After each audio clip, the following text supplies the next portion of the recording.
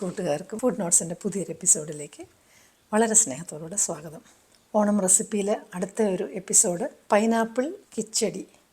ഇത് സത്യത്തിൽ ഇത് കിച്ചടിയാണോ പച്ചടിയാണോ എന്ന് എനിക്ക് സംശയമുണ്ട്. ഈ ആൾക്കാർ പച്ചടിക്ക് കിച്ചടിയെന്നും കിച്ചടിക്ക് പച്ചടിയെന്നും പറഞ്ഞ് ഏതാണെന്ന് എനിക്കും അറിയത്തില്ല. ഏതായാലും മധുരമുള്ള പച്ചടി എന്ന് വേണമെങ്കിൽ കുറച്ച് സേഫായിട്ട് നമുക്ക് പറയാം. എല്ലാത്തിൻ്റെയും ഡീറ്റെയിൽ ആയിട്ടുള്ള ക്വാണ്ടിറ്റിയും ഇൻഗ്രീഡിയൻസും ഞാൻ ഒടുവിൽ ഒരു സ്ലൈഡായിട്ട് ഫ്യൂ സെക്കൻഡ്സ് ഇങ്ങനെ കാണിക്കാം. നിങ്ങളതിൻ്റെ ഒരു സ്ക്രീൻഷോട്ട് എടുത്തു കഴിഞ്ഞാൽ നിങ്ങൾക്ക് ഈസി റെഫറൻസിന് യൂസ് ചെയ്യാം. എന്താണെന്ന് വെച്ചാൽ ഇത് സമയമില്ലാത്ത നിങ്ങളുടെ സമയം ഇതൊക്കെ നീട്ടിപ്പരത്തി പറഞ്ഞ് നിങ്ങളുടെ സമയം കളയണ്ടല്ലോ. ഇതൊരു കാര്യം പ്രത്യേകം പറയട്ടെ, ഇത് ഏത്തക്ക കട്ട് ചെയ്തത് ഇങ്ങനെ ചെറുതായിട്ട് കട്ട് ചെയ്യണം. 4ആയിട്ട് കീറി നമ്മൾ ചിപ്സിനൊക്കെ അരിയുന്ന പോലെ.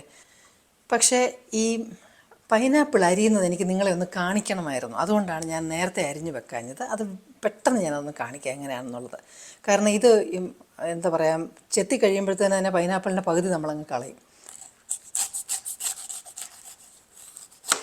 ഞാൻ സേഫായിട്ടിരിക്കുന്ന മൂഡ്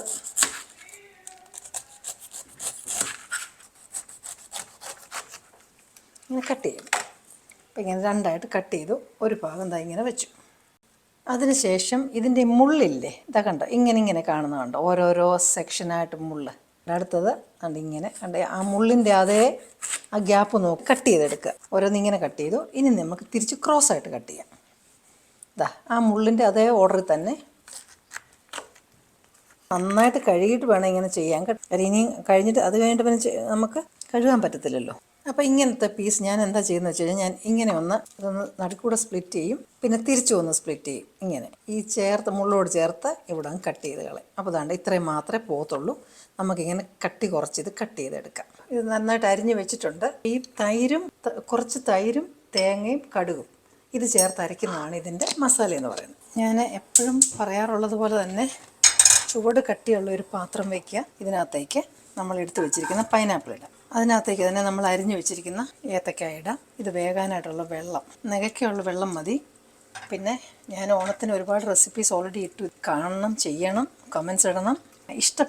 നിങ്ങൾക്ക് ഇഷ്ടപ്പെട്ടെങ്കിൽ മാത്രം നിങ്ങളുടെ കൂട്ടുകാർക്ക് നിങ്ങൾ ഷെയർ ചെയ്ത് കൊടുക്കണം. മുളക് പൊടി, പിന്നെ ഒരു 1/2 ടീസ്പൂൺ കാശ്മീരി ചില്ലി പൗഡർ, മഞ്ഞൾ ഒരു 1/4 ടീസ്പൂൺ കൂടുതൽ ഇടരുത്, ഇതിന് വേറൊരു സ്പെഷ്യൽ കളറാണ്. ഒരു 3/4 ടീസ്പൂൺ ഉപ്പ്. വെള്ളം ഒത്തിരി ചേർത്താലുണ്ടല്ലോ നമുക്ക് പിന്നെ ഇത് പറ്റിക്കാൻ പിന്നെ സമയം കിട്ടും. ഇത് ജസ്റ്റ് കുക്ക് ചെയ്യാനായിട്ടുള്ള വെള്ളം ഒഴിച്ച് കൊടുത്തേച്ചാൽ മതി. ഒരു ചെറിയ തീയിലിട്ട് നന്നായിട്ട് വേവിക്കാം. അപ്പോൾ ഇതൊരു 10-12 മിനിറ്റായി. ഇച്ചിരി കൂടെ ഒന്ന് വെള്ളം പറ്റട്ടെ. ഒരല്പം പഞ്ചസാര ഇട്ട് കൊടുക്കാം. ഈ പഞ്ചസാരയും കൂടെ അതിനകത്തൊന്ന് അലിഞ്ഞ് ആ വെള്ളം കൂടെ ഒന്ന് പറ്റട്ടെ. എൻ്റെ ചാനൽ ഇതുവരെയും സബ്സ്ക്രൈബ് ചെയ്തിട്ടില്ലെങ്കിൽ നിങ്ങൾ സബ്സ്ക്രൈബ് ബട്ടൺ ഇപ്പോൾ തന്നെ ഒന്ന് പ്രസ് ചെയ്യാൻ മറക്കരുത്. ഇതിപ്പോൾ നന്നായിട്ട് അതിൻ്റെ വെള്ളമൊക്കെ പറ്റി വരുന്നുണ്ട്. ഈ നാളികേരവും തേങ്ങയും കടുകും കൂടെ അരച്ചതാണ് ഇതിൻ്റെ മസാല. അപ്പോൾ നമുക്കിതിൻ്റെ മസാല ഇതിനകത്തേക്ക് ഇടാം. നമുക്കിത് ഇളക്കി ചേർക്കാം.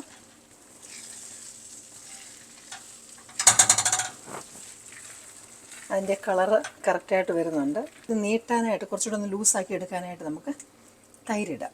അത് നമ്മുടെ ഇഷ്ടം പോലെ ചെയ്യാം. ഇനി നമുക്കിതിലേക്ക് ആ റോസ് മുന്തിരിങ്ങകളിടാം. ഇത് മുന്തിരിങ്ങ അധികം വേകണ്ട. അതുപോലെ തന്നെ മുന്തിരിങ്ങ നന്നായിട്ട് കഴുകി തുവർത്തിയതായിരിക്കണം. വെള്ളം ആവരുത്, അത് അഴുക്കായിപ്പോവും. പിന്നെ ഈ മുന്തിരിങ്ങ ഒരുപാട് വേഗം വേണ്ട, അതുകൊണ്ടാണ് ലാസ്റ്റിലിടുന്നത്. എന്തോ നല്ല റെസിപ്പി അല്ലേ ഇത്! ശരിക്കും പറഞ്ഞാൽ ഒരു കറിയും ഒരു ഡിസേർട്ടും പിന്നെ ഒരു ഫ്രൂട്ടും കൂടെ ചേർന്ന ഗംഭീരം കറിയാണിത്. ചെറിയ ചൂടിനകത്ത് ആ മുന്തിരിങ്ങ കിടന്നോട്ടെ. തീയും ഞാൻ ഓഫ് ചെയ്തു. ശരിക്കും പറഞ്ഞാൽ ഉണ്ടല്ലോ, ഈ ഓണത്തിന് നമ്മൾ കഴിക്കുമ്പം എരിയുള്ള കറി, അച്ചാർ, ഇതിൻ്റെയൊക്കെ ഇടയ്ക്ക് ഒന്ന് തൊട്ട് നിൽക്കാനൊക്കെ ഉള്ള സംഭവമാണെന്ന് തോന്നുന്നു ഈ മധുരമുള്ള കറി. ഏതായാലും എല്ലാത്തിനും ഓരോ പേർപ്പസും അതിൻ്റേതായിട്ടുള്ള രുചിയും വ്യത്യാസങ്ങളും രുചിഭേദങ്ങളും ഒക്കെ ഉണ്ട്. അത് നല്ലൊരു സംഭവമാണിത്. വേറൊരു പാത്രം വെച്ചു. അത് ചൂടാവുന്ന ഉടനെ വെളിച്ചെണ്ണ ഒഴിക്കാം. അതിലേക്ക് കടുക്, കറിവേപ്പില, 2 വറ്റൽമുളക്.